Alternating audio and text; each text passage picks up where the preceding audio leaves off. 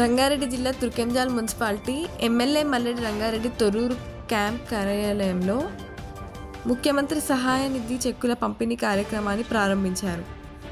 ఈ కార్యక్రమానికి గడ్డి అన్నారం వ్యవసాయ market committee chairman Chiluka Madhusudan Reddy, vice chairman CH Bhaskarachari, Congress party అధ్యక్షురాలు మాజీ కౌన్సిలర్ కొత్తకుర్మ మంగమ్మ శివకుమార్ తదితరులు హాజరయ్యారు. మరియు ఇంజాపూర్ వార్డ్ కార్యాలయంలో లబ్ధిదారులకు